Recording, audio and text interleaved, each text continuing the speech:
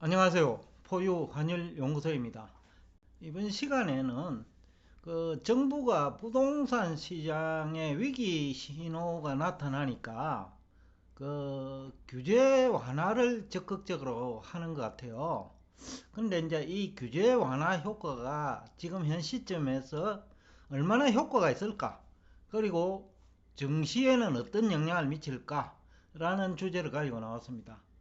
일단 우리 부동산 시장을 보면 과거와 달라요. 그러니까 하락 속도가 너무 빠르다라는 거예요. 물론 이제 2008년 당시에는 미국발 위기였죠. 그러다 보니까 우리 부동산 시장 하락 속도가 늦었는지도 모르고, 또 그때만 하더라도 부채가 많지 않았고, 그렇기 때문에 뭐 그런 이유도 있었겠죠. 여러 가지 이유로 그 2008년만 하더라도 부동산 가격 하락 속도가 굉장히 느려가지고 2012년의 바닥에 도달했거든요. 그러니까 2008년 미국발 위기로부터 계산을 하더라도 한 3년, 4년 걸렸단 말이죠. 근데 이번에는 그 속도가 너무 빠르다는 거예요. 그래서 이제 윤석열 정부가 적극적으로 규제 완화 정책을 이제 선회하고 있는데, 근데 참 이게 아이러니해요. 어, 윤석열 정부가 대선 기간 동안에는 문재인 정부에서 부동산 규제를 강화했기 때문에 아파트 가격이 상승했다라고 했거든요. 그 논리라면 지금 규제를 더 강화하면 되잖아요. 그러면 집값이 안 내리겠죠. 규제를 더 강화하면. 근데 그때 논리가 틀렸다라는 거죠. 그러니까 정치적으로 시장을 봤다. 부동산 시장 이해관계자도 문재인 정부가 규제를 강화하니까 아파트 가격이 올랐다라는 주장을 했죠. 그러면 윤석열 정부는 규제를 완화할 것이 아니라 규제를 강화하는 방법으로 주택가격 하락을 막아야 되지 않을까요? 그런데 윤석열 정부는 주택가격이 빠르게 내리니까 주택 규제 완화를 하는 거죠. 여태까지 주장과 모순이고, 부동산 시장 이해관계자 주장들도 논리적으로 안 맞는 거죠. 규제를 더 강화하라고 요구하면 되지 왜 완화하라고 하느냐라는 거죠. 여튼 뭐 그것은 정치적인 이해관계자나 아니면 부동산 시장 이해관계자 주장이니까, 규제를 완화하는 거는 부동산 가격 하락을 낮추는데 이론적으로는 그 설득력이 있다라는 거죠. 근데 이제 문제는 부동산형 참여자들이 대부분 금융회사 돈과 전세 제도를 이용해가 주택을 구입하잖아요. 그죠? 그래서 문재인 정부, 노무현 정부가 두 차례, 거의 민주당 정부가 두 번이나 규제 완화해도 부동산 가격 상승을 못 막았죠. 그러니까 금리를 이해하지 못했다라는 거죠. 금리를 가지고 손을 대는 게 낫지, 이상한 제도, 그럼 분양 제도라든지 대출 제도라든지 이런 제도를 가지고 손을 대려고 했기 때문에 실패했다는 거예요. 그런데 이제 반대로 문재인 정부 들어와 가지고는 금리가 지금 고공행진하잖아요. 그죠? 근데 이때는 규제를 완화해도 가격 하락을 막기 어려운 거예요. 민주당 정부가 두 번 실패하는 것도 저금리 상태에서 부동산 가격 상승을 막으려고 했기 때문에 실패한 거예요. 그 얘기는 역설적으로 고금리 상태에는 규제를 완화하더라도 가격 하락을 막기 어렵다는 거죠. 그래서 추가적으로 부동산 가격 하락은 불가피하고요. 지금 현 정부가 어떤 부동산 규제 완화 정책을 내놓더라도 금리가 안정되지 않으면, 즉 금리가 하향 추세에 들어가지 않으면 부동산 가격은 상승을 기대하기 어렵다. 그저 하락 속도를 늦출 수는 있을지 모르겠지만은, 그러나 금리가 금융회사 발행 채권, 금융채죠. 그게 최소한 앞으로 리스크 프리미엄 때문에라도 1.5% 정도 더 올라야 된다. 그러니까 부동산 올인 국가에서 금리 상승은 상당히 치명적이거든요. 중국하고 한국이 이제 부동산 올인 국가인데 이런 국가는 금리가 제일 중요해요. 근데 미국처럼 부동산 비중이 낮으면 실무 경제에 미치는 영향이 작지만은 그 한국은 부동산 비중이 너무 높기 때문에 금리가 상승하면 더욱더 치명적이고 그 다음에 그 부동산 가격 하락폭도 커지겠죠. 그래서 이제 미국 그 연준의 금리 정책이 중요한데, 그런데 이제 미국은 경제 침체가 현실화되지 않는 한 연준이 기준금리 인하 명분이 없어요.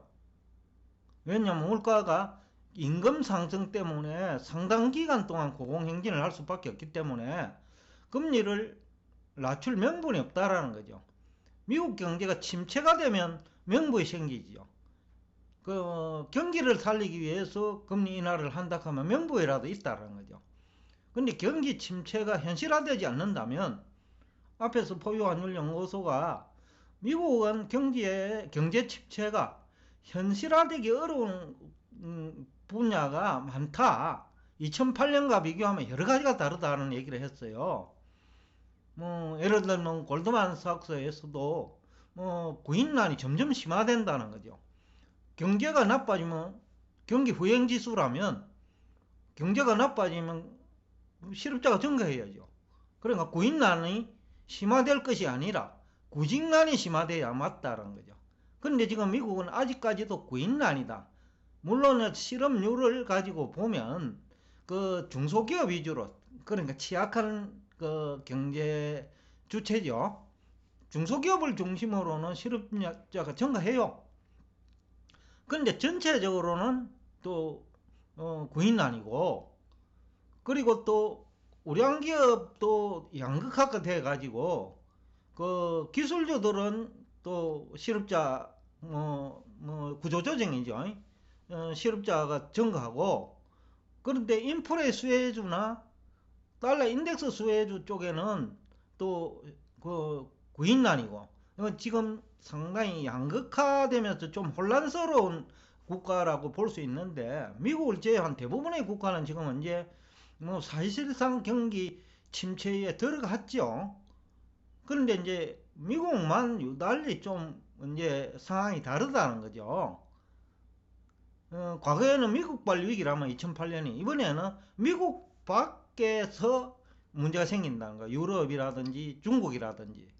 그러다 보니까 거기에 영향권에 있는 국가들이 그 경제가 망가지고 또 실업률이 증가하고 그 다음에 통화가치가 하락하는 거죠. 그래서 이제 조금 차이는 있는데, 한국 주식에는 한국 경제가 망가지고 있는 중이니까 부동산 올인 국가니까 부동산이 망가지면 전체 경제가 망가진다고 봐야죠. 그러니까 아직도 한국은 언제 바닥인지 확인할 수 없는데, 지금 전개되는 과정을 보면 장기간 경제기가 불안할 것 같다. 즉 리세션 기간이 길다라는 거죠. 과거와 다른 점이 있죠. 왜냐하면 미국이 금리를 인하할 수 있는 명분이 생기기가 어렵다. 그러면 다른 나라가 미국이 기준금리를 인하하지 않으면 다른 나라는 시장금리가 높은 수준에서 유지되거든요. 그러면 이제 상당 기간 한국 등은 어렵겠죠. 그러니까 리세션 기간이 길다라는 거죠. 이유는 한국 시장금리가 장기간 고공행진할 우려가 있기 때문이죠. 그리고 PF 사태, 이게 지금은 저축은행이나 보험회사 일부에서 문제가 될 수 있는데 이게 금융권 전체로 확산될 가능성이 아주 높아요. 금리가 장기간 고공행진을 한다면, 또 부동산 가격이 추가적으로 하락한다면, 포유환율연구소도 앞 시간에 지금은 20에서 한 50% 정도 빠진 상태지만은 2024년경에는 50에서 한 70% 빠진 상태가 현실화될 수 있다라는 얘기를 했거든요. 그럴 경우에는 이제 금융권이 기존 대출금을 회수를 해야 돼요. 만기 연장도 하기 어려워요. 그러면 이제 주가는 더 빠지고, 쉽게 하면 뱅크런 사태로 발전하지 않기 위해서라도 대출금을 해소를 해야 된다는 거예요. 그래서 한국 증시에 미치는 부정적인 영향은 2008년과 달리 좀 오래 갈 수 있다. 2009년과 달리. 2009년에는 제가 정확하게 기억이 나는데 제가 그 한국투자증권에 강의를 간 것 같아요. 그때 다른 사람이 다 안 좋다 할 때 저는 된다고 했거든요. 지금은 또 다른 사람이 된다고 할 때 지난해부터 한국 주식은 아니다고 했고, 지금도 원래 지금 10월이네요. 연초부터 10월까지 한국 주식 투자하라고 한 번도 얘기 안 했어요. 다만 LS 정도 한번 투자해봐라 했는데, LS가 유일하게 지금 주가가 많이 올라가 있어요. 그때 5만원대 했는지 모르겠는데 4만원대 했는지 5만원 초반에 매수로 의견을 냈는데 지금 6만 8천엔이거든요. 여하튼 한국 주식 매수 의견을 낸 거는 LS 정도지 나머지는 다 팔으라고 했어요. 근데 지금도 한국 주식은 즉 코스피든 코스닥이든 한국 주식은 아직은 때가 아니다. 그래서 한국 주식은 아직도 부정적이다라는 얘기를 하고 싶고, 미국은 이제 양극화가 돼 가지고 실물 경제도 아직까지는 살아 있고, 고용이 경기 후행 지표인데 아직 살아 있다라는 거는 경기 선행에 해당되는, 또 아니면 경기 동행에 해당되는 각종 지표들이 살아 있다는 얘기죠. 그리고 앞으로 또 내년 3월까지도 그 경기가 실제로 망가지고 실업자가 증가할지도 모르겠어요. 물론 이제 지금 시장은 그 중소기업이나 기술주 쪽에는 실업률이 증가할 거예요. 그런데 인플레 수혜주나 달러 인덱스 수혜주 쪽은 또 고용이 증가하고 있어요. 그러니까 미국 경제는 좀 혼란스럽지만은 다른 나라는 대부분 경기 침체가 시간의 문제일 뿐 이미 시작 단계에 들어갔다. 한국은 저축은행 사건 보험 흥국생명이죠. 이 사태를 보더라도 이제 좀 초기 단계 아니냐라는 생각을 하면서 한국 주식 투자는 정말 조심해야 되겠다 라는 얘기와 함께 오늘 여기서 대화를 끝내겠습니다. 오늘도 끝까지 경청해 주셔서 대단히 감사합니다.